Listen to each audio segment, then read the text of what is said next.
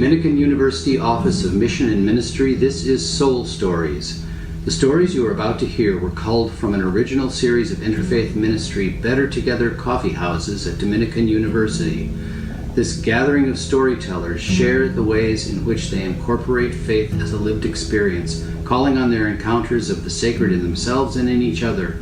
Come, listen as they share their stories of personal and spiritual awakenings that have transformed the tellers' everyday lives. The current episode is a recording of stories originally shared at an interfaith Better Together coffee house that focused on the theme of clash or conversation. The stories are retold here at the 2017 Dominican University Caritas Veritas Symposium. Good afternoon. Thank you. Thank you for being here. Can you all hear me okay? All right. I hope you're all enjoying the Caritas Veritas Symposium today. It's been such a fabulous day so far. I'd like to welcome you to Soul Stories. You're in for a wonderful session of heartfelt stories, their stories, our students' stories, real stories. But before we get started listening, I'd like to introduce you to Amy Omi, who's going to share with you how this session came to be. Amy? Hello, thank you. Wow, I wasn't expecting a round of applause. That should be saved for all of these wonderful folks up here. So as Felice said, my name is Amy Omi. I work in university ministry. And this project came out of a collaboration between Mission and Ministry and our Interfaith Cooperation Committee. So last semester in the spring, we had this great idea. We have a couple of interfaith interns in university ministry, and we had this idea that we would create coffee houses where storytelling would be at the center. Like, wouldn't it be so neat to have some stories and come listen to stories and share stories? And it ended up being a huge hit. We did about 3 or 4, I think it was 4 last spring. And what we discovered through the course of doing it is that this community loves to kind of talk about themselves. No, like to really they really want to tell their story, right? So, and people really want to listen to one another's story, and especially when the themes are around identity and encounter, us encountering one another. So because of the success, and we call these Better Together, because we're getting better together, at these coffee houses, we decided to apply for a grant so that we could create more robust effort and energy around this, and that's how Soul Stories was born. And through the course of this, I discovered a couple of things. One is that Dominican really does have an interfaith mission. So you might not know what our interfaith mission is, but I'm going to tell you, we have an interfaith mission. And it is to engage diverse religious, spiritual, and philosophical worldviews in order to create a supportive interfaith environment and prepare our community for global citizenship. Isn't that great? So that's what Soul Stories is seeking to do. So there's 4 individuals that are here today. We had a 5th person. Dimmerhan was not able to be with us this afternoon because he's not feeling well. So, but we have 4 storytellers that are coming from different faith and cultural backgrounds, and they are going to share experiences of encounter. So each individual was invited to consider a moment or a series of moments in which they felt challenged by another worldview or perspective.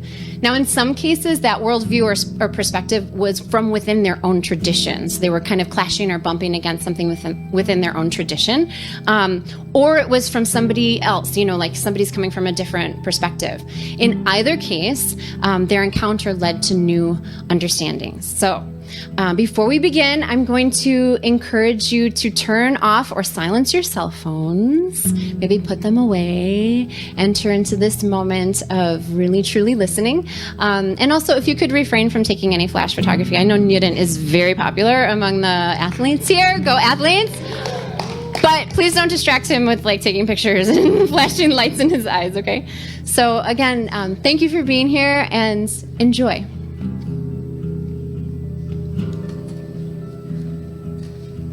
Okay, so as I tell my grandchildren, clip on your listening ears because you're in for a ride. You've got to pay attention to these wonderful stories.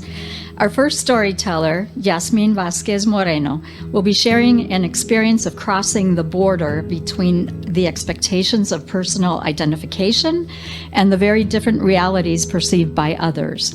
Please welcome Yasmin Vasquez Moreno.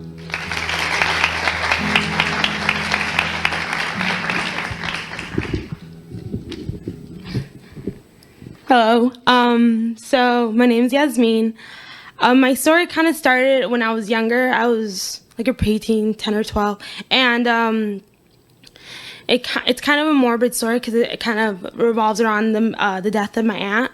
So when I was really young, not really young, I am pretty old now.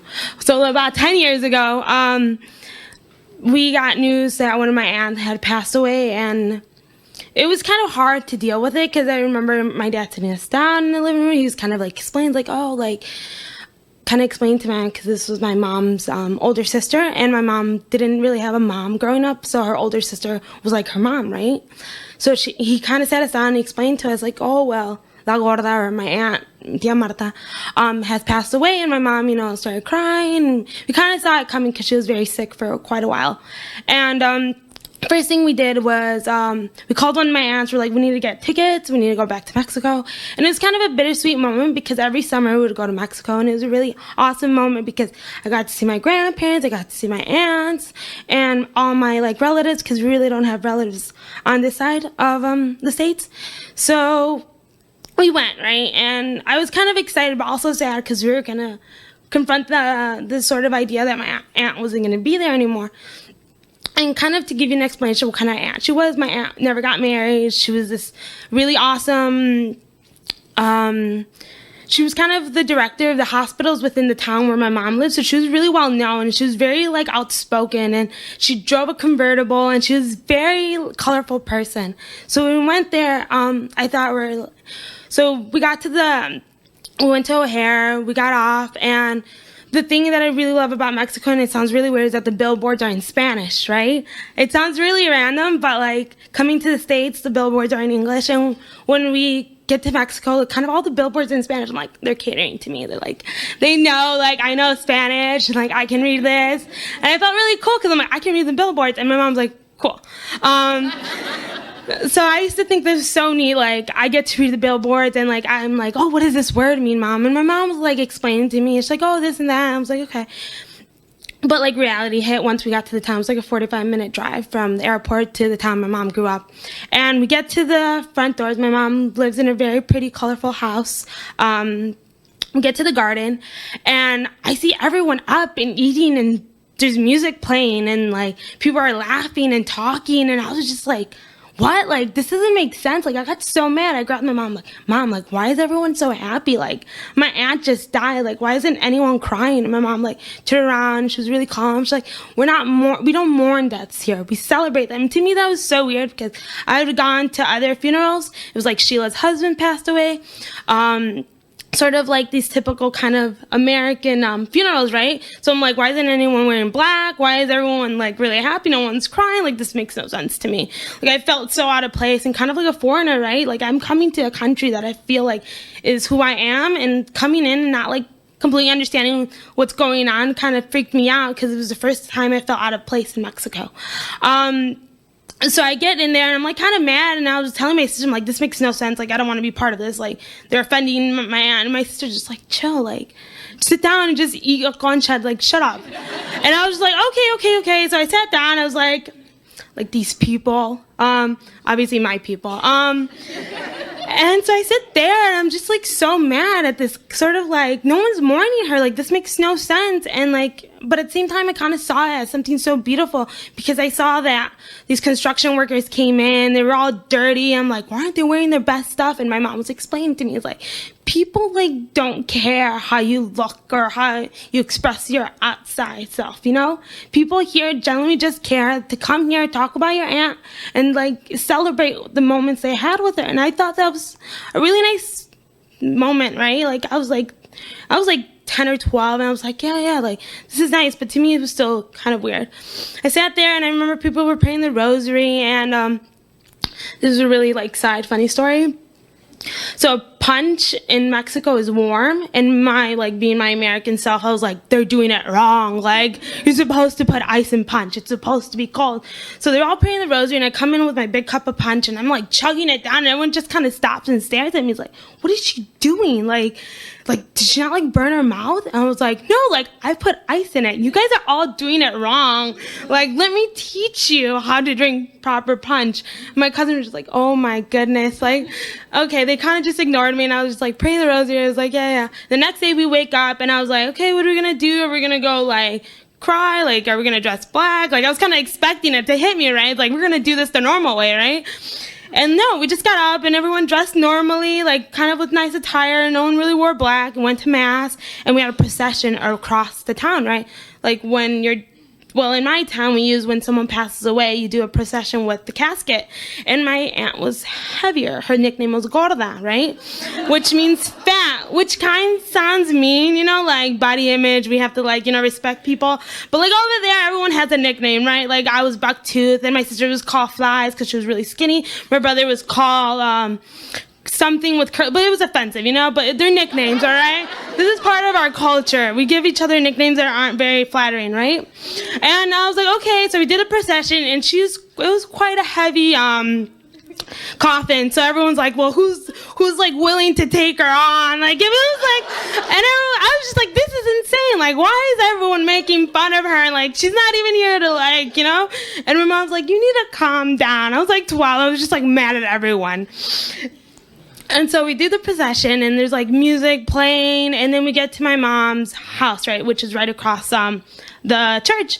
And I'm not kidding you.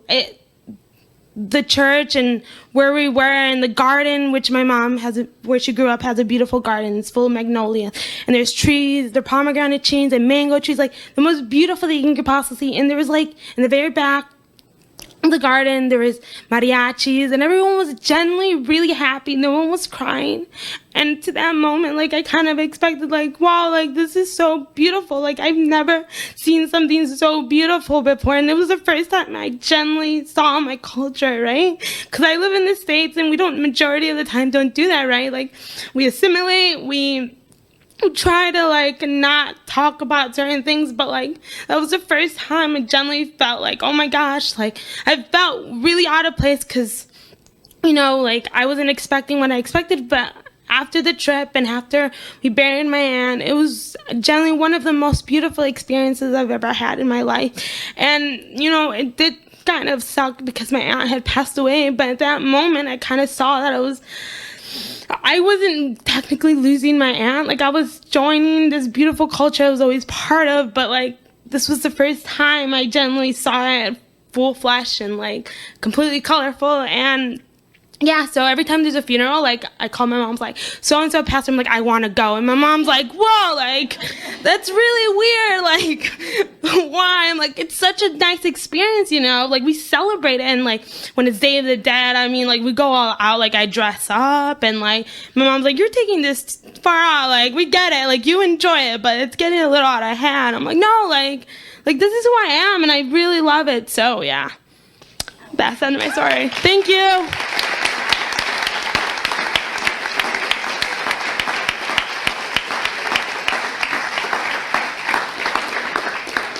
See, I told you should clip on your listening ears. These are really good stories. All right. Thank you, Yasmin. That was wonderful. Our next story is presented by Nedden Thomas. Is also about, did I say that right? Nedden, right? Yeah, okay. You guys were laughing at me. You're tripping me up here. All right. Our next story, presented by Nedden Thomas, is also about issues of dispute over perceptions of personal identity, and how dispute can lead to a deeper sense of acceptance and understanding of others and of oneself. So please welcome Nedden.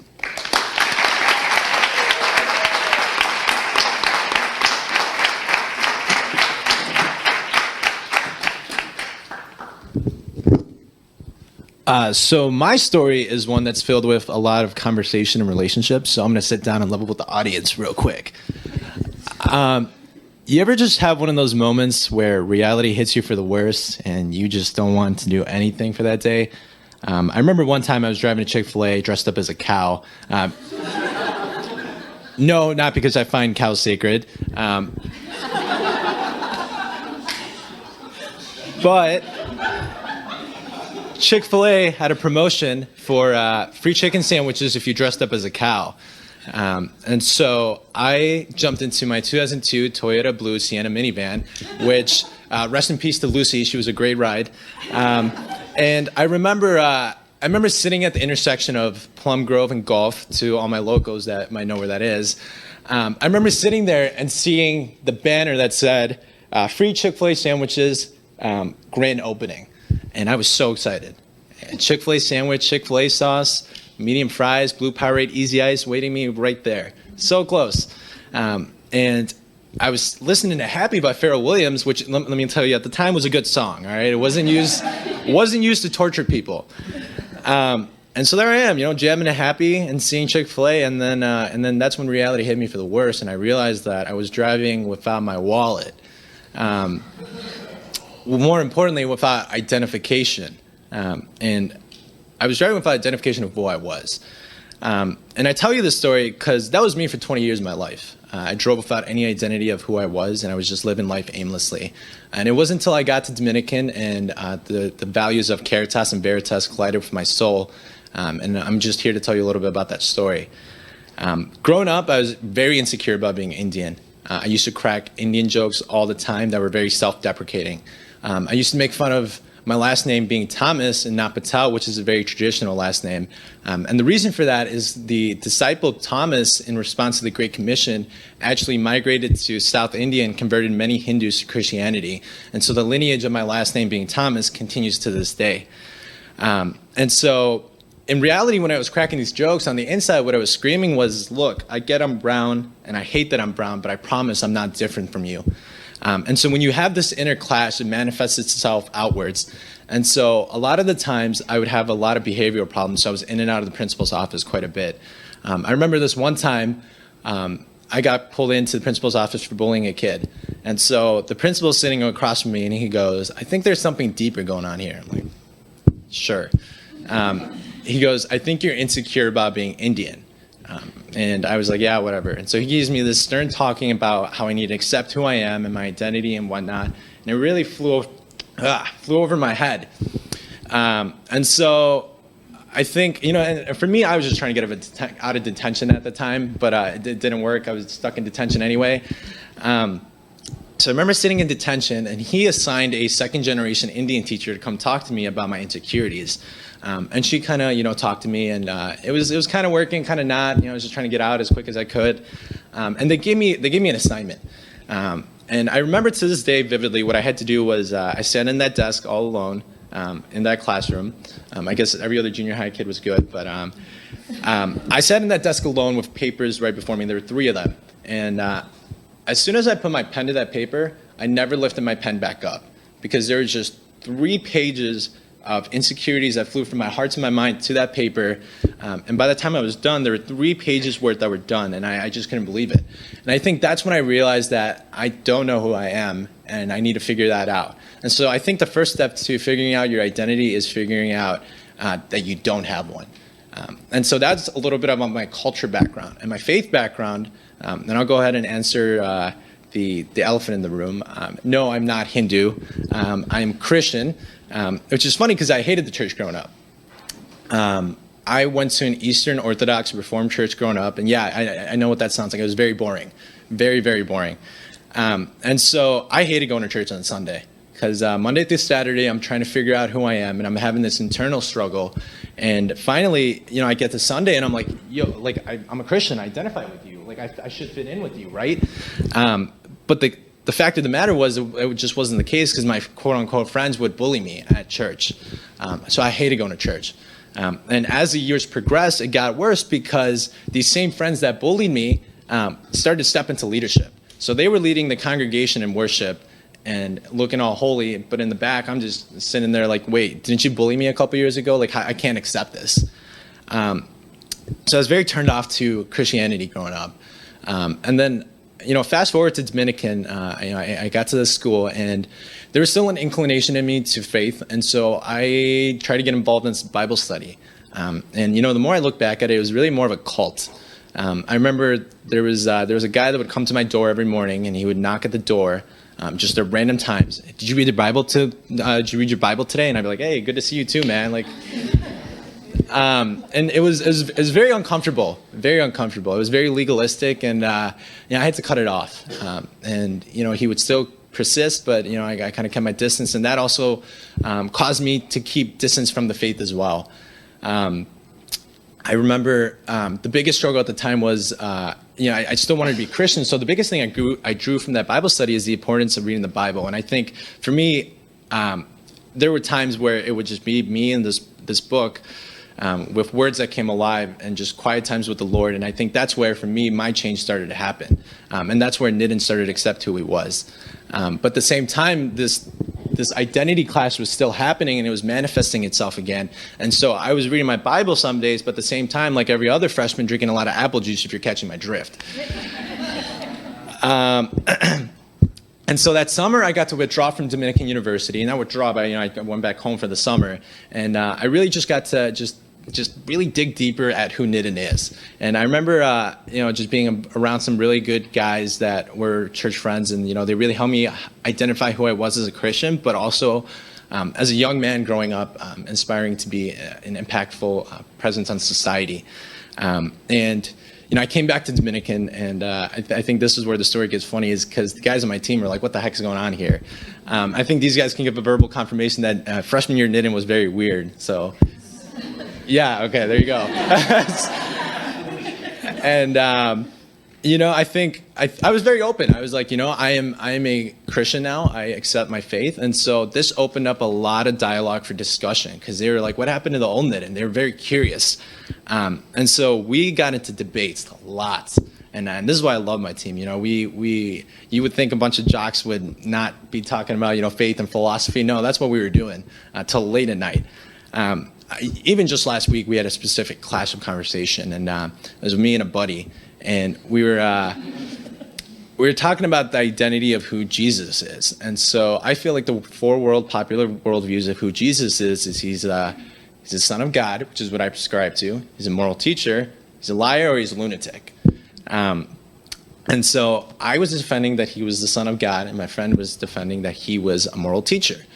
And so his idea, or what he believes, is that Mary had sex and she was impregnated, and that was a big cover-up, that Jesus was the Son of God was a big cover-up to hide her virgin identity.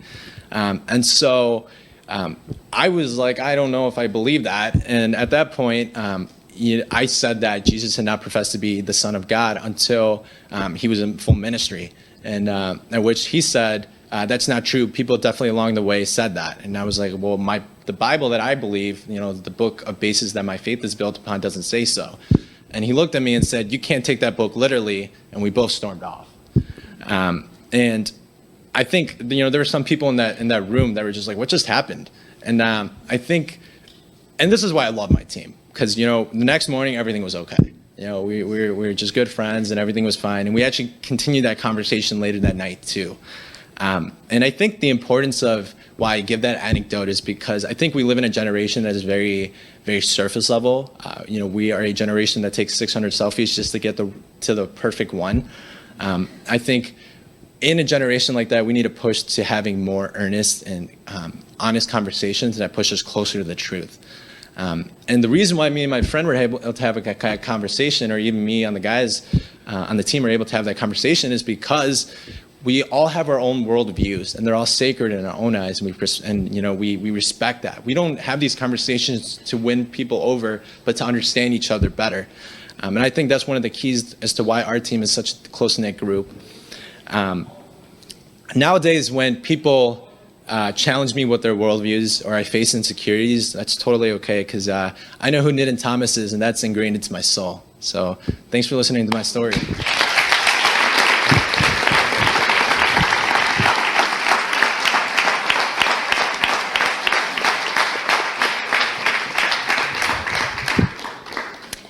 Thank you, Nitin. Okay, the power of prayer and the belief that God sends help to the generous of heart form the core of our next story. A story about a father and the influence his life has had on a proud and loving daughter. Please welcome that daughter, Asma Al-Nil.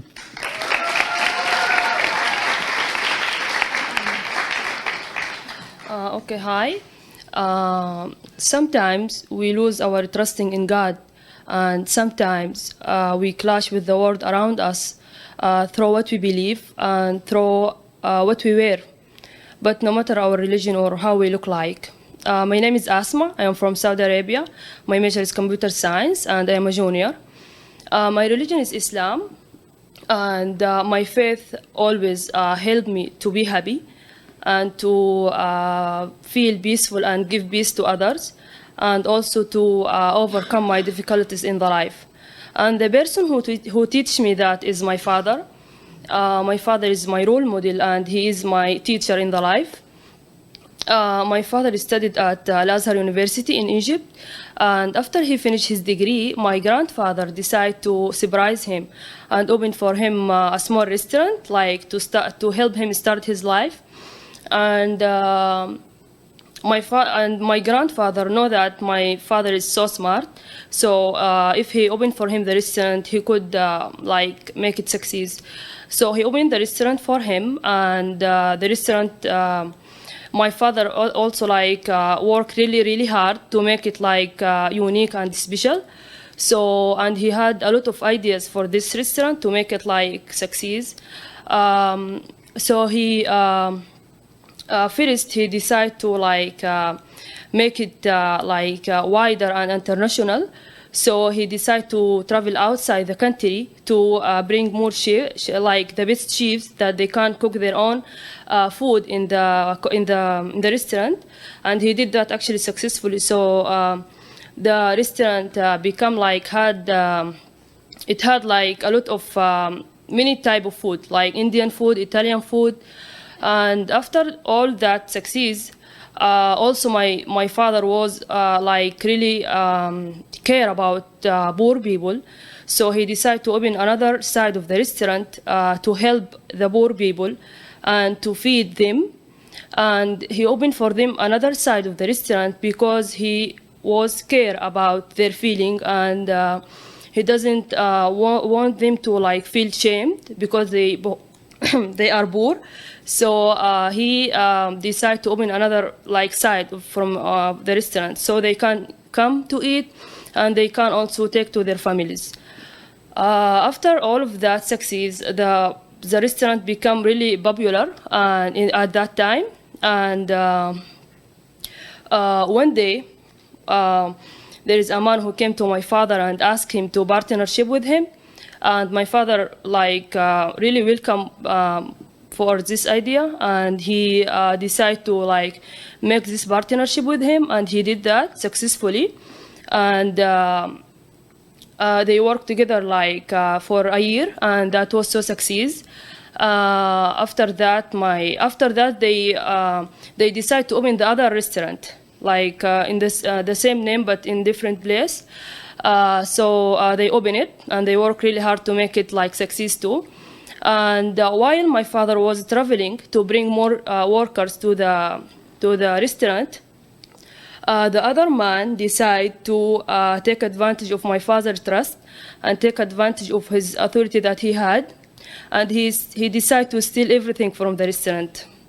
So he stole the money of the restaurant, he stole the cooking machine of the restaurant, and he stole the important papers that related to the restaurant, and he disappeared. After my father came back, he found that a lot of problems waiting for him. The workers need their salary, and the company of the cooking machine need their money. So, and he didn't really know what to do.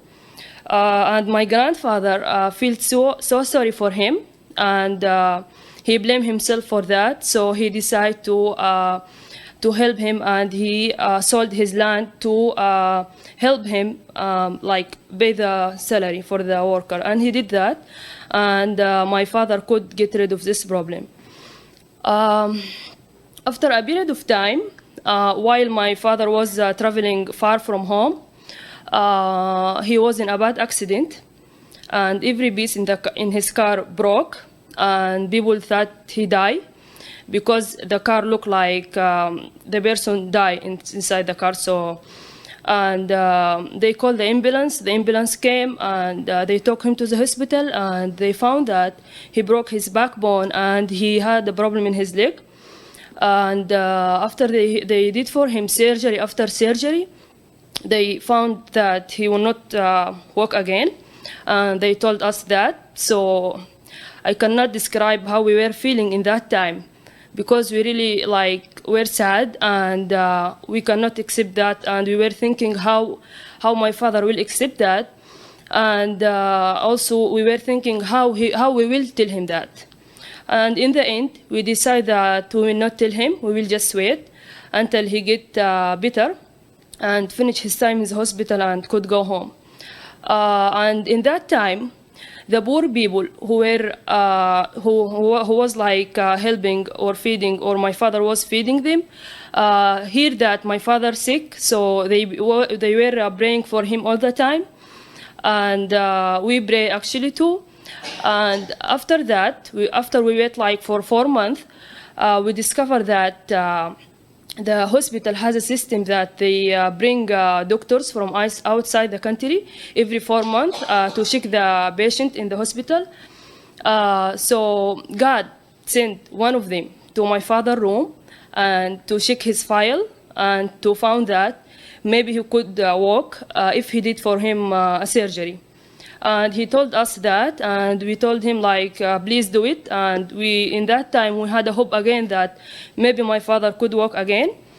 So he did for him the surgery, and thank God that my father could walk again because the surgery succeeds. So what I learned from my father's story is it's okay if we help people, and it's okay if we trust others, because God will take care of us. And it's okay if we help people without waiting something to return, because God will return this help one day. So maybe some of you or some people would choose not to trust again after my father's experience, but my father's faith guides him to clash with others, and he chose to trust again. And he clashed with others' culture to choose to trust again, and this is my choice too. Thank you.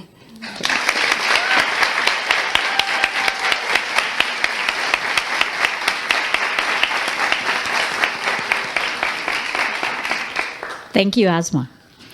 So before introducing our next story, let me tell you a little bit about the Soul Stories project. It's ongoing, and throughout the year, there'll be many opportunities and venues for you to share your soul stories with others across our Dominican University community. So if you'd like to share a story or be an audience member during another storytelling event, please keep your ears and your eyes open for upcoming dates and times. And now our final storyteller of the day, Claudia Guzman, who will be telling us a tale of how two extremely different people managed to bridge what seemed to be an unbridgeable chasm, and in the process forged a deep-held friendship. So please welcome Claudia Guzman.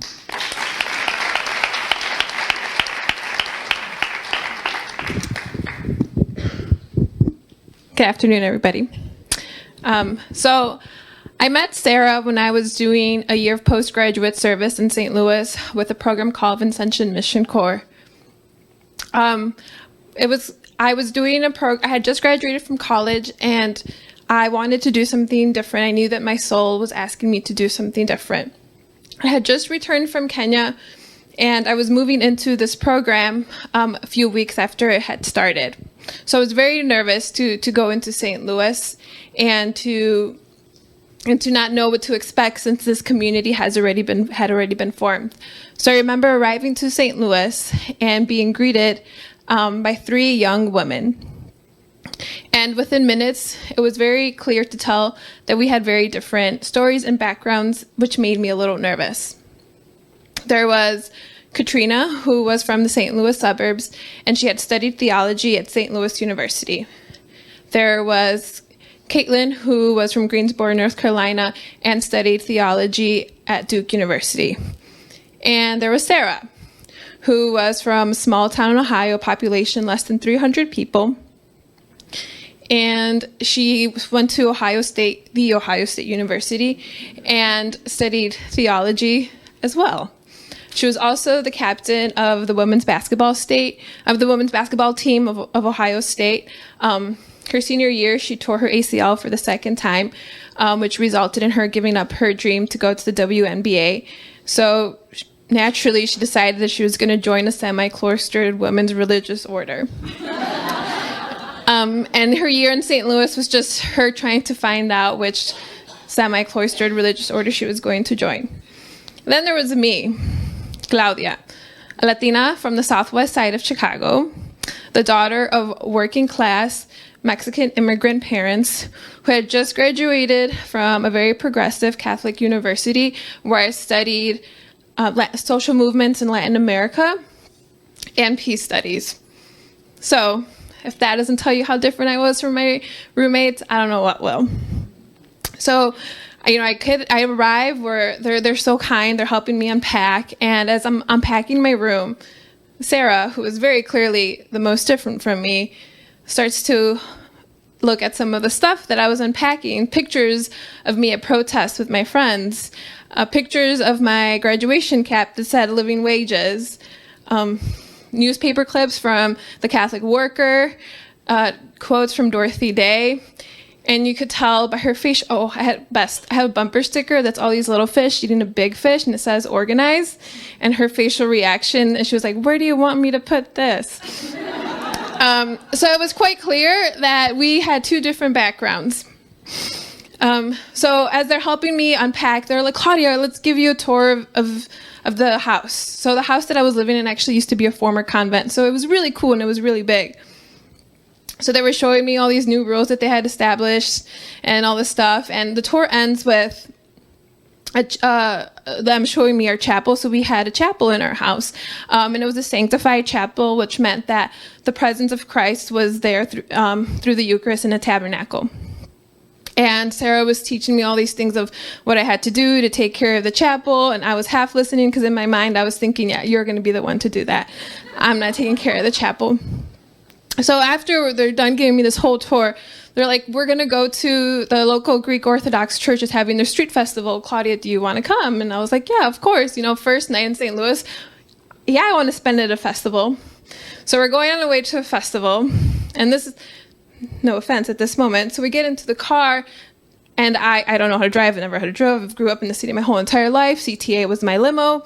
And I'm getting in the car, and the first thing my roommates turn on is some very, what I would call at that moment, I don't call this anymore, like hippy dippy Jesus music. And in my mind, I'm thinking, oh my goodness, what are we listening to? This is not what I listen to back home. So we're driving to the Greek festival, listening to our hippy dippy Jesus music. They're singing along, and I'm feeling very uncomfortable in the back. We get to the Greek Orthodox festival, and they are talking about all this stuff about the doctors of the Catholic Church and all these saints and really holy stuff and miracles that, Mary witnessed and apparitions. And this whole entire time, I have nothing to contribute to the conversation. I'm thinking, I don't know what I'm doing here. And thinking we're going to stay later in the festival, we go there for an hour. They decided to come back because Sarah, whom the story is actually about, decides she had just gotten a new movie about Mother Teresa, so she wanted us to go back home early to watch it. And so we go back to the convent, because I live in a convent now at this point. And I'm thinking, it's my first Saturday night in St. Louis, and I'm coming back home listening to hippy dippy Jesus music in the car and watching a movie about Mother Teresa. Like, great, good. I remember going to bed that night thinking, like, WTF, like, what did I just get myself into, and how do I get myself out of this? Things got better, right? And as time progressed and I was getting ready to start at my job site, I was told that Sarah was going to be the one that would be driving me to my work site every day and driving me back. So I was really excited, only Sarah and I had two completely different lives. Let me tell you what a typical day looked for Sarah. She'd wake up at 5 in the morning, get ready for work, go into our chapel, our sanctified chapel at 5:30 a.m., leave our chapel at 5:57 to walk next door to the church that was next to us to go to Mass, come back to our house by 6:30, go to the chapel again for another half hour, And then when we would get ready for eat her breakfast, then I would join her in the car at 7:30 a.m. and we would make it our way to work. When she would come back from work, she would go straight back to the chapel, pray again, have dinner time. We would eat dinner time. We would have spend time communion together. She would go back to the chapel afterwards, spend more time communion together, and then back to the chapel again. My day was not like that. I got home from work and I'd usually open up a bottle of wine and enjoy my first year out of college. It was quite clear that Sarah and I was the Catholic I was the progressive Catholic that Sarah in her conservative Catholic upbringing was warned about. And Sarah, for me, was in my progressive Catholic upbringing the crazy conservative Catholic that I was warned about. And we never talked about it, but there was so much tension. I remember one time coming home from work, and this time I had to come home later, so I had to get a different ride. And I was a vegetarian at the moment. I was a vegetarian for 7 years. And Sarah grew up in a hunting atmosphere, and she would always talk about her guns and killing animals and all this stuff. And I was like, no, you don't do that. You don't. And so one time I got home, and she decided she was going to display all these pictures of all these dead animals. Because, you hunt and you kill, and then you take a picture. I didn't know that was normal where she was from. And so she decided she was just going to get me angry and show me all these pictures, lay out all these pictures of these dead animals. And I would get back at her too. Me and my roommates, we got really into How I Met Your Mother and Modern Family. And every single time we would turn that show on, Sarah would go into the chapel and start praying for us. So I would intentionally be like, we're going to watch Modern Family right now. Let's watch the most scandalous episode.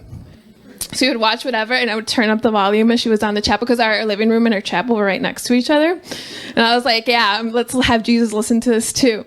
And my roommate would look at me, she's like, Claudia, you are so evil. And I would just laugh. But this was our relationship. This was what it was.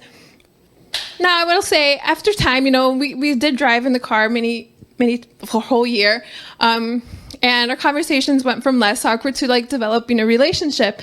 And I really think what started happening was that Sarah was working in South St. Louis at a Catholic school that actually ended up closing because it was a very impoverished Catholic school.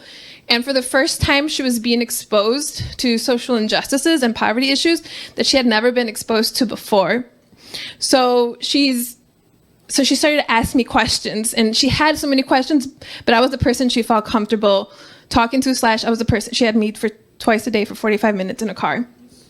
So we talked, and I would talk to her about my upbringing, and she would talk to me about her upbringing. And slowly before I knew it, we started developing a friendship, and we kind of liked each other after a while. I remember it was December 12th was coming up, and for Mexicans in the Catholic Church, December 12th is Dia de Virgen de Guadalupe. So I really, really wanted to go. And like I said, I didn't know how to drive, so I relied on her taking me everywhere. So for a few days, I kept nagging her. I was like, can you please take me to Mass at 5 a.m, December 12th? You like Mass, you like Jesus, you like Mary. And she would turn around, look at me like, Claudia, I am not going to Mass in Spanish. And I'd be like, come on, Sarah. Finally, on December 11th, I was going to bed defeated after throwing a fit in one of our community nights. She comes knocks on my door, and she's like, we're leaving at 4:45. You better be ready. So we did, and we went. And she went to Mass in Spanish for the first time, and she heard us sing Las Mañanitas to la Virgen de Guadalupe, and she had Mexican food after, a lot of conchas. So it was quite great.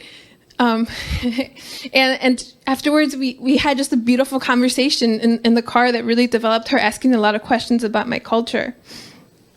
So sure enough, time went on, and things started to grow between us. We became kind of inseparable, and I think one of the best moments it describes is our other roommate, Caitlin, my Modern Family girl. She asked, and she was like, so when did you and Sarah become friends? And it was this $1 million question. We couldn't tell exactly when we became friends. So yeah, in May, Chicago was having this huge protest a few years ago in May, and buildings were getting boarded up. And me being who I am was like, we gotta go. And Sarah was like, no. And I was like, I need you to drive me. And she was like, no, we're not going. I was like, Sarah, I can't miss this. All my friends are gonna be there and I need to be there. And she was like, absolutely not. Sure enough, it was Saturday morning and I woke up and she was like, let's go, get in the car, we're going. She had a weakness for me. And we go, and the cool part is that we were going to have to stay at my parents' house. So this is the first time that Sarah was ever staying in the southwest side of Chicago, a Mexican neighborhood with a Mexican family, and she was going to have to eat a Mexican dinner and eat a Mexican breakfast and go to mass in Spanish. And then, on top of that, I was going to have to join me and my crazy friends at a protest. It was a wild weekend for her. But I remember as we got back in the car after she had spent time with my family, after we had gone to mass, she was just, it was the first time that I think she actually saw me and understood where I came from after she got to know my family. Sure enough, the favor was returned a few weeks later as Sarah had already decided which religious order she was going to go to. She was joining the Alton Franciscans in Southern Illinois. And she only had a few weeks left with us before she would have to go home for a bit before coming back to join the order. So she invited me to go over to her house. So I was getting really excited to go to her house. I was like, oh, I've never been to Ohio before. Joke's on me, I spent 2 years living in Ohio for grad school. But yeah, so I was like, I've never been to Ohio before. I don't know what to expect. Like, what if like the people in her town like don't know what to do with me? And because Sarah kept saying, I don't think my parents ever seen a Mexican before. So it was a very exciting but scary feeling. So we finally got to Ohio, and we got to her house, and we did cool things like I shot gun for the first time. We went to her backyard and we were shooting at cans. I played hide and go seek in the cornfields. We played sardines at Walmart. And it was such a great experience. And then I went to mass with her family. When people ask me nowadays, like where does a lot of my devotional faith come from? I don't know how to explain that. So much of it I got from Sarah. For Lent one year, I didn't know what I wanted to give up. So Sarah comes and looks at me. She's like, you're going to fast after lunch during Lent. You're going to pray the Divine Mercy Chaplet with me every day to work, which is a devotional for mercy and forgiveness that's used in the Catholic Church. She's like, and you're not going to drink alcohol. And I was like, okay, deal. But you are going to... Oh, and I had to go to mass with her every day. I don't know if I said that as well. And I told her that she was going to come to protests and speakers with me, and that she would have to give up meat for Lent. And so sure enough, for 40 days, we went to mass together every day. We prayed the Divine Mercy Chaplet. We prayed the Rosary. And all of a sudden, when I would get in the car, I would like turn on to my favorite Hippy Dippy Jesus music. And I was like, oh my goodness, who am I? And I remember one time she came home with this series called Catholicism series by Father Barron, now Bishop Barron. And she's like, we're going to watch all these. And I was like, heck no, we're not. She's like, yes, we are. And I watched them with her for Lent, and I loved them. Full disclosure, the following year for Christmas, when my parents asked me what I wanted, I told them I want Catholicism series by Father Barron, and they got it for me. So I'm an owner of the series now. But people don't understand is that sometimes they make fun of me for my own experience, but they don't understand how much the impact the person had in my life and on my soul, and how that person has transformed me. And sometimes, I like to go to mass, and if I could go to daily mass, I do. But what people don't understand, that I go to mass not so much to spend time with Jesus, but to spend time with everyone, and to spend time with Sarah. Before Sarah left, the last time I had saw her before she joined the order, she bought me a book, and it's called The Little Way of Holiness for Mother Teresa, Therese of Lisieux, and Dorothy Day. And she said when she saw it, she just knew she had to give it to me. So inside of the cover, she wrote me like a nice little sappy story, and she writes off with St. Claudia, remember that no matter what happens, we'll always see each other in the Eucharist. Whenever you miss me, go to Mass, and there you'll be able to find me. P.S. I'll meet you in the Eucharist.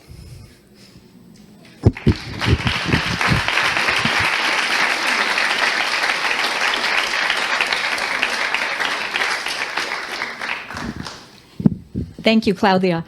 And thanks to all of our storytellers today. I told you clipping on your listening ears was a good idea.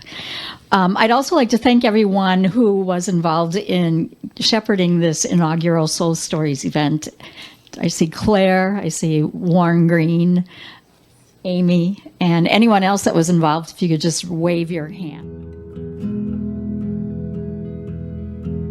Soul Stories narratives were developed through a series of storytelling events held on the Dominican University campus throughout the 2017-2018 academic year, with the intention of creating spaces for deep encounters with faith as lived experience wherein student, faculty, staff, and neighbors of the university might encounter the sacred in ourselves and in each other. Soul Stories feature autobiographical narratives of individuals' journeys, how they got to where they are now explicitly in relationship to their faith, understood broadly to include religious, spiritual, and values-based worldviews. The stories are true as remembered and affirmed by the storytellers. You can visit our website to hear additional podcast events, to listen, re-listen, or share the stories you heard at the live events or through the podcast. Explore the Mission and Ministry website for links to additional Soul Stories podcasts. That's it for this episode. We hope you'll join us again for additional live and recorded Soul Stories events. Soul Stories is produced by the Dominican University Office of Mission and Ministry under the direction of Claire Noonan. Better Together Coffee Houses are under the direction of Amy Omi with assistance from Asma Alnil and Armani Brockman. Production support provided by Daniel Martin and Arthur Wolf. Music by Arthur Wolf. This episode was produced with financial support from a grant from the Interfaith Youth Corps.